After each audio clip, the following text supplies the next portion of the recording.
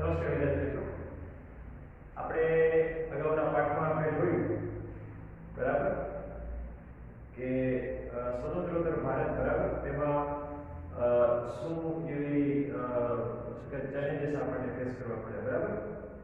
હવે આપણે જોયું કે ભારતીય લોકશાહી બરાબર, ઇન્ડિયન ડેમોક્રેસી બરાબર, જે લોકશાહી છે બરાબર, જે શું કહેવાય લોકશાહી બરાબર, એનો આપણે સીધો સાધો આપણે જે ડેફિનેશન કરવા જઈએ તો લોકોથી લોકો દ્વારા અને લોકો માટે ચાલતું શાસન એટલે કે લોકશાહી છે. તો હવે આમાં પ્રશ્ન થાય છે કે લોકશાહી ચાલે છે જ્યાં શું એવી બજારે કે જેની પાછળ આખી દુનિયા પડી. લોકશાહીનું આટલું મહત્વ શું છે? ભારત જેવો દેશ જેમાં 125 કરોડ લોકો છે અને અરાઉન્ડ 90 થી 100 કરોડ જેટલી જનસંખ્યા વોટ કરે છે બરાબર, કે ભારત આટલી મોટી સંખ્યામાં મતદાન કેવી રીતે કરી શકે? હાલમાં જ અમેરિકાના ઇલેક્શન પૂરા થયા બરાબર, તેમાં પણ આપણે થોડા ઘણા ધાંધિયા જોવા મળ્યા. તો અહીંયા પણ એવું નથી કે આપણી ચૂંટણી નીટ એન્ડ ક્લીન થાય છે બરાબર, અહીંયા પણ થોડી ઘણી સમસ્યાઓ તો છે જ. પણ હવે આપણે જોઈએ કે લોકશાહી આટલી મહત્વની શું કામ છે બરાબર? શું કામ લોકશાહીના કેન્દ્રમાં લોકશાહી જે છે બરાબર, એના જે કેન્દ્ર છે તેમાં નાગરિક શું કામ છે બરાબર? શું કામ આ બધી ચૂંટણી પ્રક્રિયા જરૂરી છે બરાબર? એક જરૂરી એટલા માટે કે કોઈ પણ જે શું કહેવાય સત્તા છે બરાબર, તે આપણા ઉપર કાબિલ નથી. તે શું કહેવાય પછી એ સત્તાનું એટલું કંઈ મહત્વ રહેતું નથી બરાબર. તો હવે આપણે જોઈએ તો પહેલું આમાં વસ્તુ છે કે સૌથી વધુ મતદાર ધરાવતો દેશ છે. અરાઉન્ડ જે છેલ્લી સંખ્યા હતી કે એક અમેરિકન ન્યૂઝ ચેનલે કીધું કે 900 મિલિયન એટલે કે 90 કરોડ જેટલા લોકો 2014 માં બરાબર. આપણા દેશમાં અનેક રાજકીય જંજાઓ ઉતાર ચઢાવ આવે છે. આપણા દેશે એવી પણ સરકાર જોઈ છે કે જે વર્ષો વર્ષ ચાલી, અને એવી પણ સરકાર જોઈ છે કે જે ખરી 13 દિવસોમાં પતી ગઈ બરાબર. આપણી લોકશાહી મતદારોની નિષ્ઠા અને કોઠાસૂઝના કારણે ટકી છે. આપણે લોકશાહીના રક્ષણ અને જતન માટે પ્રયત્ન કરીએ છીએ. હવે આપણે ભારતીય લોકશાહીના કેટલાક મહત્વના લક્ષણોનો અભ્યાસ કર્યો બરાબર. લક્ષણો કયા છે? એમાં સૌથી પહેલા છે ચૂંટણી બરાબર.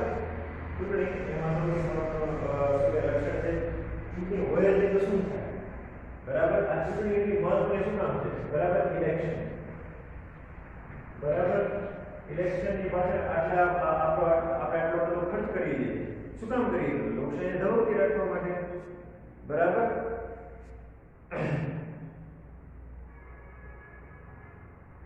વિશ્વમાં અનેક દેશોમાં લોકશાહી છે અને બધે શું કહેવાય ભિન્નતા જોવા મળે છે.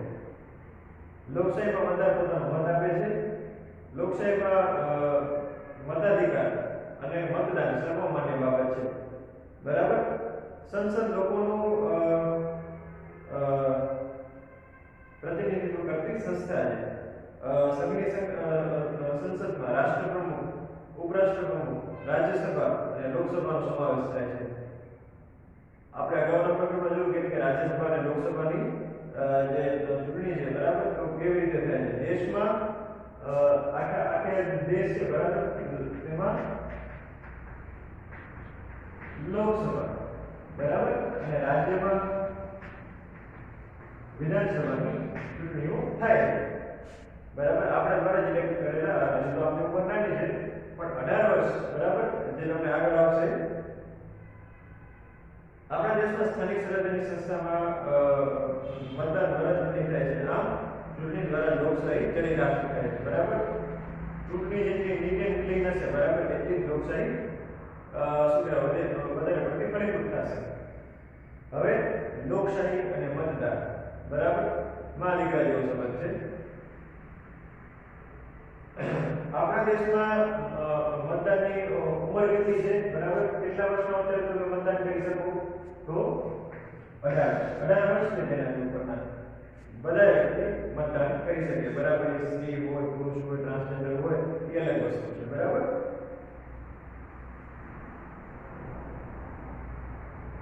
જેને નાદારી ન નોંધાવી હોય અને માનસિક રીતે અસ્થિર જાહેર ન થયેલ હોય તેવો પ્રત્યેક ભારતીય નાગરિક કોઈ પણ પ્રકારના ભેદભાવ વગર મતાધિકાર પ્રાપ્ત કરી શકે છે. શિક્ષણનું ઓછું પ્રમાણ, ગરીબી અને આવી અનેક બાબતો વચ્ચે સાર્વત્રિક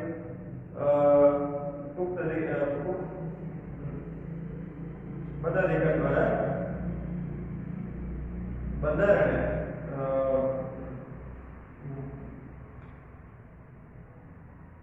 જે વોટર છે એના ઉપર વિશ્વાસ રાખ્યો છે. બરાબર. હવે એવું નહીં કે એક વ્યક્તિને બે ત્રણ વોટ દેવા પડે. ના, શું કહેવાય, પર પર્સન વન વોટ. બરાબર. એવું નહીં કે આ વ્યક્તિ કંઈક ગ્રેજ્યુએટ છે તો એને આપણે બે મત દેવા જોઈએ. બરાબર. ના, એવી રીતે નહીં. આમાં શું લખેલું છે કે વ્યક્તિ દીઠ એક મતનો સિદ્ધાંત સ્વીકારવામાં આવેલો છે. દરેક નાગરિકને જ્ઞાતિ, ધર્મ, જાતિ કે શિક્ષણના ભેદભાવ વગર મતદાનનો અધિકાર આપવામાં આવ્યો છે. લોકશાહીમાં મતદાન એ મહત્વપૂર્ણ પ્રક્રિયા છે. હવે લોકશાહીનો આધાર છે ચૂંટણી. તો આપણે કઈ પ્રકારની ચૂંટણી થાય છે? આ તો થાય છે. બરાબર. પછી બીજી પણ ચૂંટણી થાય છે. બીજી કઈ ચૂંટણી થાય છે? તો નગરપાલિકાની ચૂંટણી થાય છે. બરાબર. નગરપાલિકા, ગ્રામ પંચાયત, હા, જિલ્લા પંચાયત અને તાલુકા પંચાયતની ચૂંટણી થાય છે. પણ એમાં આપણે લોકો વોટ નથી કરતા, આપણા પ્રતિનિધિઓ એમાં વોટ કરે છે. ચૂંટણી વખતે ઉત્સવ જેવું વાતાવરણ. ચૂંટણી એક શું કહેવાય, લોકશાહીનો સૌથી સર્વમાન્ય ઉત્સવ છે, તહેવાર છે. બરાબર. ચૂંટણી વખતે પ્રજા તેમના પ્રતિનિધિનું મૂલ્યાંકન કરી શકે. નિર્ધારિત રીતે લાયકાત ધરાવતી દરેક વ્યક્તિને લોકશાહીમાં ચૂંટણી લડવાનો અધિકાર છે. મત આપવાનો અને મત મેળવવાનો પણ અધિકાર છે. બરાબર. કોઈ પણ વ્યક્તિ ગમે તેની સામે આ જે બધી ચૂંટણીઓ છે, બરાબર, તેમાં ઉભો રહી શકે છે. લોકશાહીમાં લોકોનું સમર્થન મેળવીને સત્તા સુધી પહોંચી શકાય છે. આપણી લોકશાહી વ્યવસ્થામાં દેશની સૌથી ટોચની સંસ્થા સંસદ અને સૌથી પાયાનો એકમ ગ્રામ પંચાયત છે. જો તમે શું કહેવાય, સૌથી છેડે સુધી તમે પહોંચી જાઓ, બરાબર, ભારતના, તો મહાત્મા ગાંધી એક વાર કીધું હતું કે ગામડા છે, ગામડા તે ભારતની અસલ આત્મા છે. બરાબર. કારણ કે સૌથી કોઈ પણ જાતની સરકાર છે એને જો પોતાના જે સ્કીમો પહોંચાડવી મોટો અહીંયા ગામથી શરૂઆત કરવી પડે. ગ્રામ પંચાયત, તાલુકા પંચાયત અને જિલ્લા પંચાયત જેવી સ્થાનિક સ્વરાજ્યની સંસ્થામાં પણ ચૂંટણી થાય છે. આ સંસ્થામાં લોકો મતદાન વડે વિજેતાના સભ્યોની પસંદગી કરે છે. નાના શહેરોમાં નગરપાલિકા અને મોટા શહેરોમાં મહાનગરપાલિકાની ચૂંટણી થાય છે. અને ચૂંટણી લોકશાહીને દબાવતી રાખે છે. એક સિમ્પલ એક્ઝામ્પલ દઉં. બરાબર. ભુજ છે, ભુજ આપણું છે જે આપણે રહીએ છીએ તેને નગરપાલિકા રાખવું પડે છે. અમદાવાદ, રાજકોટ, ભાવનગર જેવી સિટી છે ત્યાં મહાનગરપાલિકા લાગુ પડે છે.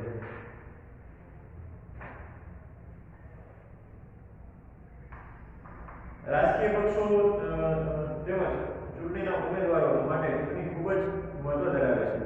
ચૂંટણી લોકશાહીની પારાશીસી છે. ચૂંટણી મતદાનને તેના ઉમેદવારનું મૂલ્યાંકન કરવાની તક આપે છે. બરાબર. કે તમે આજે આપણે નોર્મલી કેટલા 5 વર્ષે ચૂંટણી થાય છે. બરાબર. તો 5 વર્ષમાં તમે શું કામ કર્યા, બરાબર, તો એના કારણે તમારું મૂલ્યાંકન એમાં થાય છે. બરાબર. જે નેતા હોય છે લોકોના સમર્થન દ્વારા સત્તા મેળવી ટકાવી શકાય છે. લોકશાહીનો પ્રાણ ચૂંટણી હોય, ચૂંટણી પ્રક્રિયામાં પારદર્શક, બરાબર, પારદર્શક હોય ખૂબ જ આવે. એમાં પણ એક સંસ્થા છે એને કહેવાય ઇલેક્શન કમિશન ઓફ ઇન્ડિયા. બરાબર. ટૂંકમાં ECI. બરાબર. ECI આ બધી ચૂંટણીઓ કરાવે છે. બરાબર. તો આવી રીતે આપણે જોયું અને આપણે મૂળભૂત વસ્તુ જોઈ. તો હવે નેક્સ્ટ લેક્ચરમાં આપણે વધારે મળશું. ત્યાં સુધી થેન્ક યુ વેરી મચ.